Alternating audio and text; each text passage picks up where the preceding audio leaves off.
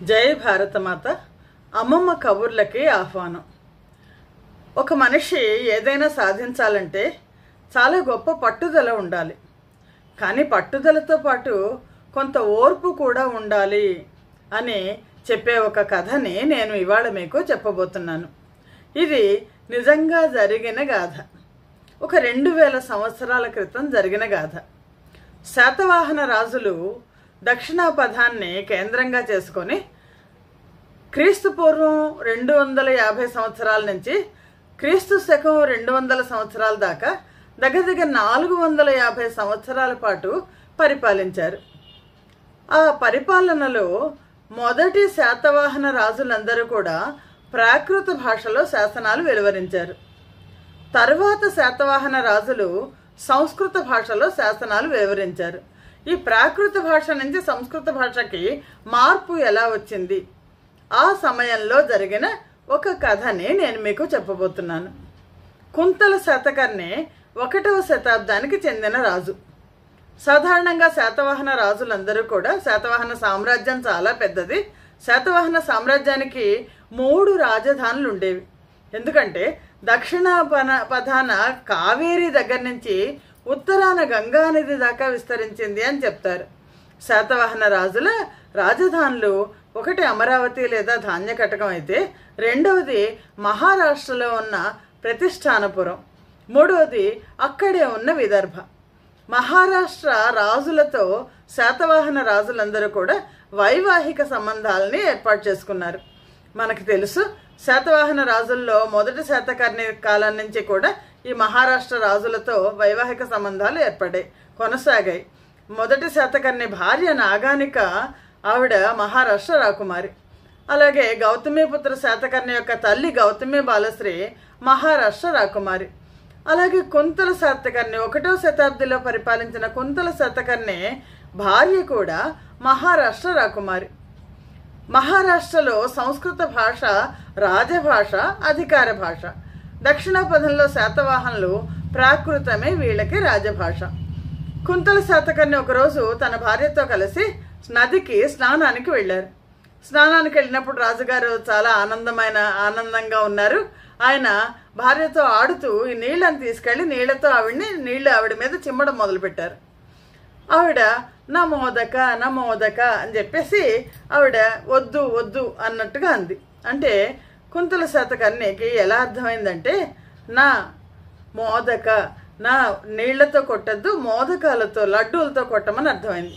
వెంటనే రాజుగారు ఏం చేశారంటే, రాణిగారు ఏమడిగితే అది ఇస్తారు కదా, వెంటనే సేవకులను పిలిచి లడ్డూలు తీసుకురండి అన్నారు. అంటే ఆవిడ అనుకుంది, స్నానం చేస్తే ఈయనకి లడ్డు తిండాలని కోరుకుందామో అని అనుకుందామో. నవ్వింది. ఎందుకు ఇప్పుడు లడ్డూలు అని. అంటే నువ్వే అన్నావు కదా లడ్డుతో కొట్టండి, నీళ్ళతో కొట్టద్దు, లడ్డుతో కొట్టండి అని అన్నావు కదా అనేసరికి ఆవిడ పగలబడి నవ్విందట. నవ్వి, నా మోదక అనలేదు నేను, మా ఉదక నీళ్లతో కొట్టవద్దు, నా వద్దు అని అన్నాను నేను అనంది. అది కుంతల శాతకర్ణి గారికి చాలా అవమానం అయిపోయి ఆయన ఏం మాట్లాడకుండా సరే అయిపోయింది. మర్నాడు రాజాస్థానానికి వచ్చారు. కుంతల శాతకర్ణి ఆస్థానంలో చాలా గొప్ప పండితులు చాలామంది ఉండేవాళ్ళు. ఈ పండితులందరినీ పిలిచి, నేను ఇప్పటికిప్పుడు సంస్కృత భాషను నేర్చుకోవాలి. ఇప్పటిదాకా నాకు ప్రాకృతమును దేశీ భాష రెండే వచ్చు, సంస్కృత భాష నేర్చుకోవాలి, నాకెవరు నేర్పిస్తారో చెప్పండి అన్నారు. అంటే ఈ పండితులలో 2 పండితులు చాలా చాలా గొప్ప పండితులు. ఒకరు సర్వవర్మ, రెండొక వ్యక్తి గుణాఢ్యుడు. గుణాఢ్యుడు వెంటనే ఏమన్నారంటే, రాజా, ఇదేదో ఇప్పటికిప్పుడు నేర్చుకునే భాష కాదు సంస్కృతం దేవభాష అంటారు, దేవనాగర్ లిపిలో ఉంటుంది. సంస్కృత భాషలో పండితులు అవ్వాలంటే కనీసం 7 సంవత్సరాలు కృషి చెయ్యాలి అని చెప్పారు. అంటే రాజుగారు కుంతల శాతకర్ణి అన్నారు, నాకు అంత సమయం లేదు, కనీసం 6 నెలల్లో నాకు నేర్పించేట్టుగా చూడండి అని. గుణాఢ్యుడు అన్నారు, అది సాధ్యం కాదు, అది సంస్కృత భాష అయినా ప్రాకృత భాష అయినా 6 నెలల్లో చెప్పడం సాధ్యం కాదు. అంటే సర్వవర్మ కొంచెం ఆలోచించి ఏం చెప్పారంటే, మహారాజా 6 నెలల్లో నేను మిమ్మల్ని పండితుడిని చేస్తాను అన్నారు. గుణాఢ్యుడికి ఒక్కసారిగా వెంటనే కోపం వచ్చింది. సాధ్యం కాదు అని నేను చెప్తుంటే తోటి పండితుడయ్యండి, లేదు నేను సాధ్యం చేస్తాను, ఇది సుసాధ్యం అని సర్వవర్మ ఎలా చెప్తారు అని వెంటనే గుణాఢ్యుడు ఏమన్నారంటే, ఒకవేళ మీరే కనుక రాజుగారిని 6 నెలల లోపల సంస్కృత భాషలో పండితుడిని చేసేట్టయితే నేను ఇప్పటిదాకా వాడుతున్న ప్రాకృత భాషని సంస్కృత భాషని వదిలేస్తాను నా జీవితంలో అన్నారు. ఇది ఇలాంటి పెద్ద అంటే చాలా పెద్ద ప్రతిజ్ఞ తీసుకున్నట్టు అయింది. సర్వవర్మ ఏం చేశారంటే, చిన్న పిల్లలకు నేర్పించినట్టుగా కాతంత్ర వ్యాకరణము అనే సంస్కృత భాషకి ఒక వ్యాకరణ గ్రంథాన్ని రాశారు. ఈ కాతంత్ర వ్యాకరణం రాస్తూ ఆయన ఏం చేశారంటే, తను రాస్తున్నదంతా కూడా రాజుగారికి చెప్పేయడం మొదలెట్టారు. రాజుగారికి ఆల్రెడీ దృఢ సంకల్పం ఉంది, పట్టుదల ఉంది. కుంతల శాతకర్ణి కాతంత్ర వ్యాకరణ సహాయంతో, సర్వవర్మ సహాయంతో 6 నెలల లోపల సంస్కృత భాషలో ఉన్న ఉద్గ్రంథాలన్నీ, పెద్ద పెద్ద గ్రంథాలన్నీ చదివేయడమే కాకుండా సంస్కృత భాషలో కవిత్వం చెప్పే స్థాయికి వెళ్ళారు. సరే, 6 నెలలు అయిపోయింది.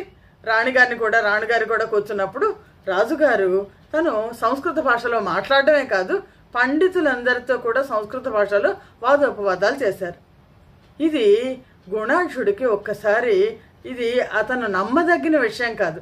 ఈ రోజుకి కూడా సర్వవర్మ రాసిన కాతంత్ర వ్యాకరణాన్ని సంస్కృత పండితులందరూ కూడా దాన్ని చదువుతారు, సంస్కృత భాష బాగా రావడానికి. అంటే 2000 సంవత్సరాల క్రితంది ఇప్పటికీ కూడా ఆ గ్రంథం ఉంది, గ్రంథాన్ని ఉపయోగిస్తున్నారు. సర్వవర్మ ఎప్పుడైతే రాజుని పండితుడిని చేశారో, గుణాఢ్యుడు ఒక ప్రతిజ్ఞ పట్టాడు కదా, నేను సంస్కృత భాషనే ప్రాకృత భాషనే ఇంకా వాడను అన్నారు కదా. గుణాఢ్యుడు వెంటనే నేను వాడను, నేను మీకు ఒక ఉద్గ్రంథాన్ని రాసి నేను మీకు దాన్ని అంకితం ఇస్తాను అని చెప్పేసి రాజ ఆస్థానంలోంచి బయటకు వెళ్ళిపోయి ఎక్కడికి వెళ్తారు? ఉంటే ఎక్కడైనా దేశీ భాష ఉంటుంది, లేదా ప్రాకృత భాష ఉంటుంది. ఆ 2 వాడను, నేను సంస్కృత భాషను వాడను అని చెప్పారు. గుణాఢ్యుడు వెళ్ళి నడుచుకుంటూ వెళ్ళిపోయి అడవుల్లోకి వెళ్ళిపోయి అడవులలో అక్కడి ప్రజలు మాట్లాడే ప్రాకృత భాషలో చాలా రకాలైన చాలా శాఖలు ఉన్నాయి. అందులో అక్కడ ఆటవికులు మాట్లాడే ప్రాకృత భాష అసలు ప్రాకృత భాషతో సంబంధం లేదు. ఆ ప్రాకృతం అంటే సహజమైన భాషని, ఆ ఆటవికుల భాషని దాన్ని పైశాచీ భాష అంటారు. పైశాచీ ప్రాకృతం అని దాన్ని నేర్చుకున్నారు గుణాఢ్యుడు దాన్ని నేర్చుకుని దానిలో వ్యాకరణం రాసి దాన్ని ఉపయోగించి ఆయన ఒక పెద్ద గ్రంథం రాయడం మొదలెట్టారు. ఎంత పెద్ద గ్రంథం రాశారంటే 7 లక్షల శ్లోకాలతో ఒక పెద్ద గ్రంథం రాశారట. బృహత్ కథామంజరి, బృహత్ అంటే పెద్ద, చాలా కథలతో కూడిన చాలా పెద్ద గ్రంథం రాశారు.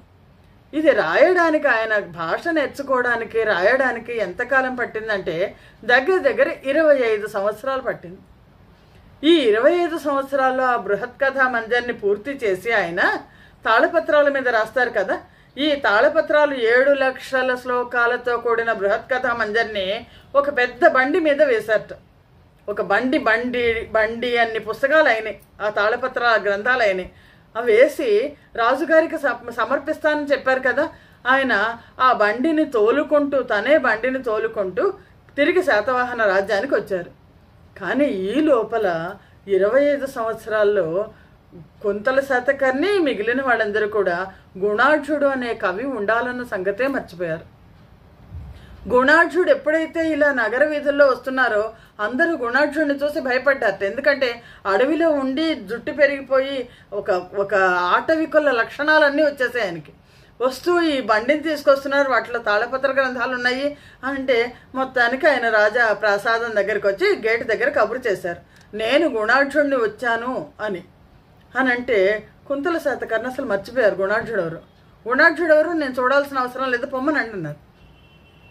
రాజభటులు లోపలికి రానివ్వలేదు. అంటే అంతకు ముందర రాజగురువు స్థానంలో ఉన్న వ్యక్తిని రాజభటులు లోపలికి రానివ్వలేదు. అసలు ఎవరికైతే అంకితం చేద్దాం అనుకున్నారో ఆ కుంతల శాతకర్ణి నాకెవరో తెలియదు అనేసరికి గుణాఢ్యుడు ఒక్కసారిగా అతను 25 సంవత్సరాల పాటు అతను చేసిన కృషి అంతా వృధా అయిపోయింది అనిపించింది. ఎవరి కోసం నేను చేశాను, నా జీవితాన్ని అంతా ఇలా వృధా ఎందుకు చేసుకున్నాను అని ఆయన దాన్ని తీసుకెళ్ళిపోయారు.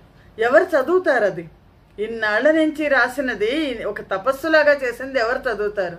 ఆయన ఒక పెద్ద మంట చేసి ఒక్కొక్క గ్రంథం తీసుకోవడం, దాన్ని చదువుతుండడం. ఏం చెప్తారంటే చుట్టుపక్కల ఉన్న క్రూర మృగాల దగ్గర నుంచి సామాన్య పక్షుల దాకా అన్నీ వచ్చి ఆయన చదువుతున్నది వినేయటం. ఒక్కొక్క గ్రంథం చదవడం, చదివేసిన గ్రంథం పూర్తి చేసేసి కట్టేసి అక్కడ ఎదురకుండా మంటలో పడేయడం, అలా చేయడం మొదలెట్టారు. ఈ లోపల ఎవరో చెప్పారు, సర్వవర్మ అప్పుడు రాజగురువు కదా, సర్వవర్మకి చాలా భోగాల్లో ఉన్నారు ఆయన, ఎందుకంటే కుంతల శాతకర్ణి గురువు కాబట్టి. సర్వవర్మకి గుణాఢ్యుడుట ఎవరో వచ్చారు. అయ్యో గుణాఢ్యుడు వచ్చాడా అని సర్వవర్మ పరిగెత్తుకుంటూ కుంతల శాతకర్ణి దగ్గరికి వెళ్ళారు. అంటే గుణాఢ్యుడు ఎవరు అంటే, అదేంటండి ఇలా ప్రాకృత భాషని సంస్కృత భాషని వదిలేస్తానని చెప్పి ఆయన కొత్త భాషను నేర్చుకుని ఉద్గ్రంథాన్ని ఒకటి తీసుకొచ్చారు. తీసుకొస్తే మీరేంటి మర్చిపోయారేంటి అని కుంతల శాతకర్ణి గుర్తొచ్చింది. కుంతల శాతకర్ణి సర్వవర్మ ఇద్దరు ఈ గుణాఢ్యుడు ఎక్కడున్నాడా అని వెతుక్కుంటూ వెళ్ళారు. ఎక్కడున్నాడు? ఎక్కడో అడవుల మధ్యలో పెద్ద హోమగుండం చేసుకొని తను రాసినదంతా కూడా హోమం చేసేస్తున్నారు. ఆయన చేస్తుంటే వాళ్ళ చివరి క్షణంలో వెళ్ళి ఆపు చేయించి క్షమించమని గుణాఢ్యుడిని వేడుకున్నారు. కానీ అప్పటికే 7 భాగాలుగా రాశారట ఆయన. ఒక్కొక్క భాగంలో 1,00,000 శ్లోకాలు. మనకు మహాభారతం గురించి చెప్తూ మహాభారతం 1,00,000 శ్లోకాల గ్రంథం అని చెప్తారు. 7 లక్షల శ్లోకాల గ్రంథాన్ని రాసి ఆయన 6 భాగాలు తగలబడిపోయినాయి. 7వ భాగం తీసి ఆయన ఇంకా చదువుతున్నారు. ఆ 7వ భాగాన్ని కుంతల శాతకర్ణి నేను తీసుకెళ్తాను అని చెప్పేసి తీసుకొచ్చారు. గుణాఢ్యుడు విరక్తి వచ్చి ఆయన సన్యాసిగా కలిపిపోయారు. ఈ కథలో మనకు కనిపించేది ఏంటి అంటే, గుణాఢ్యుడు మొట్టమొదట అతనికి ఉన్నది అహంకారం, తర్వాత అహంకారంతో ప్రతిజ్ఞ పట్టారు. ఏమో అవతల వాళ్ళలో సర్వవర్మ చేస్తారేమో అని అనుకోలేదు. ఈ రాజుకి సమర్థత ఉందోమో సంస్కృతం నేర్చుకుని అనుకోలేదు. వెనక్కి వెళ్ళిపోయారు. అహంకారంతో వెనక్కి వెళ్ళి పట్టుదల వచ్చేసి కొత్త భాషను నేర్చుకున్నారు. ఎంతో కృషి చేశారు. దృఢ సంకల్పంతో పెద్ద గ్రంథాన్ని రాసి ఎప్పుడైతే రాజు కాదన్నారో దాన్ని నాశనం చేయాల్సిన అవసరం లేదు.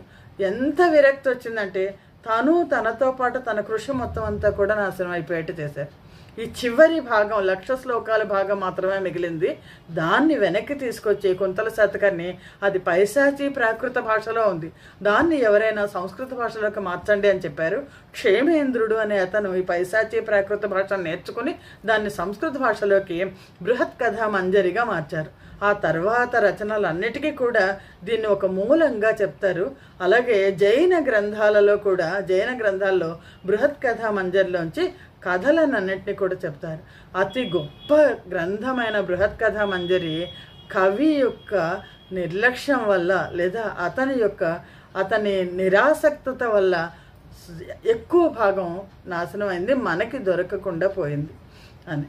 ఈ కథలో మనం నేర్చుకోవాల్సింది ఏంటంటే, ఎప్పుడు పొరపాటున కూడా అనవసరంగా లేనిపోని ఊహలకు వెళ్ళి ప్రతినలు పట్టకూడదు. ఒకవేళ పట్టినా ఏదన్నా చేసినా మనం మన కోసం చేయాలి తప్ప ప్రపంచం కోసం చేస్తున్నాము అని అనుకోకూడదు. ఈ కథలో సర్వవర్మ కాతంత్ర వ్యాకరణం రాశారు, గుణాఢ్యుడు బృహత్ కథా మంజరి రాశారు. ఈ ఇద్దరు కూడా కుంతల శాతకర్ణి ఆస్థానంలో ఉన్నారు. ఇది 1వ శతాబ్దిలో భారతదేశంలో దక్షిణాపథంలో 2000 సంవత్సరాల క్రితం జరిగిన కథ. జై భారత్, జై హింద్.